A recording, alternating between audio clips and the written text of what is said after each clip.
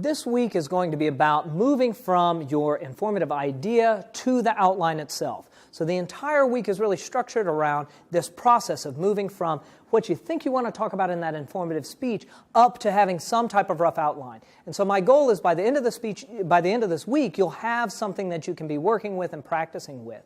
And as we're doing this week, this is a very important week, and we're really focusing in on invention and arrangement for your informative speech. And I just kind of wanted to give you a sense for what the difference here is between the impromptu and the informative speech. So in your impromptu speech, you were dealing with a couple of moving pieces. You had your thesis statement, you had your two claims, and you had some support under each one of those claims.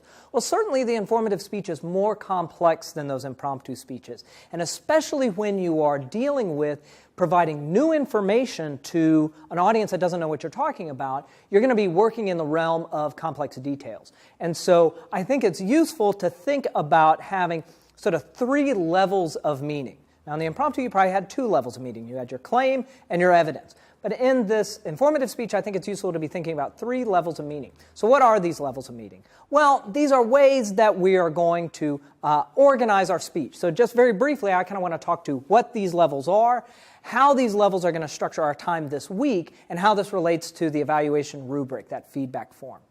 So to begin with, when I'm talking about levels of meaning, you could come at this through various different ways. If you were outlining it in a very traditional outline format, you could talk about this as, main claim, subclaim, and evidence. Or you could talk about it in terms of main point, subpoint, and details. If you're teaching, sometimes we use a language of chunking. So you could talk about it as your big chunk, the bits and pieces within that chunk, and then the specific details that you're driving with. So at the end of last week when we were working on speech goals, I talked about a speech that I might do on kairos, this rhetorical concept of kairos. So here's what this outline might look like.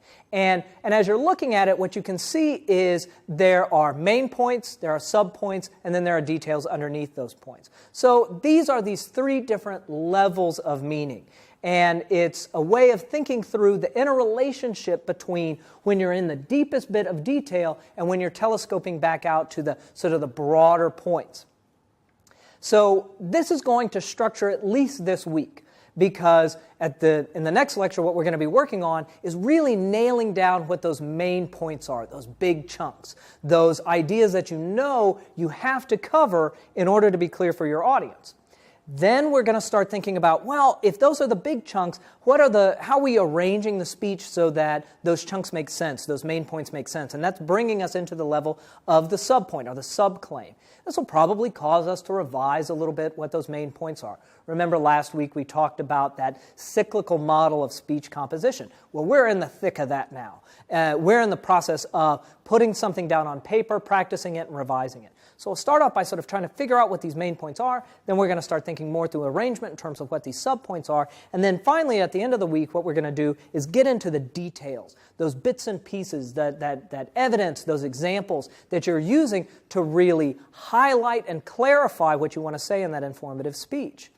And then the last thing that we'll do is we'll telescope back out and say, well, now how do you talk through these various levels of meaning in a way that add to their strength, add to their clarity, and sound good?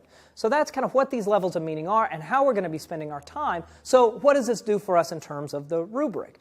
And I come back to this again because I think moving through that rubric is very useful because it allows us to kind of focus in on specific skills, and when it comes time to provide peer evaluation, you are getting quality feedback. And I do strongly believe that good speakers are often good speech critics.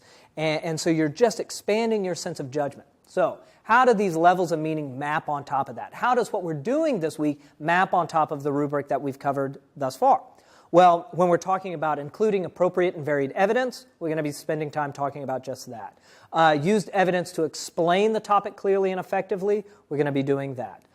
Certainly, when we're talking about balancing breadth and depth, that's what I'm getting at here, is having main points that make sense, but then also getting into the nitty-gritty details of that speech and giving us a real solid sense of what's going on, but being able to do both, give us context as well as content.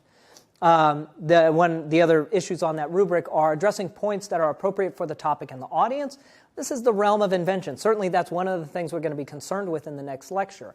Arrange the speech in a logical manner. 2 lectures from now, that's exactly what we're going to be doing. So once again, that feedback form, that rubric, are not just random terms. Those are, in many ways, the learning objectives for the assignment. And so you can look to that rubric as a way of understanding what we're doing in informative speaking, as well as using it as a guide for helping you improve your own speech. So once again, once we leave this video lecture, we're going to start by figuring out what your major ideas are in this informative speech. Then we're going to shift in to how you can discuss them well through smaller bits and pieces, that level of the subclaim. And then we're going to get into demonstrating those ideas through detail. Now, throughout this week, we're going to stick to an outline structure. And I think that's very useful in informative speaking, and especially for informative speaking in extemporaneous situations. But remember always, the goal is to prepare a good speech, not to prepare a good outline.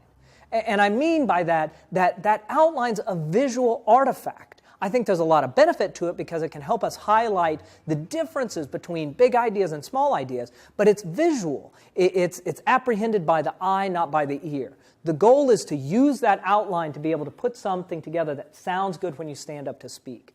So I just wanted to start off this week with a sense of what we're going to be doing, because all the pieces, all the video lectures really gel towards the end. But we're moving from main ideas to subpoints into details. We're moving through these 3 levels of meaning throughout this week.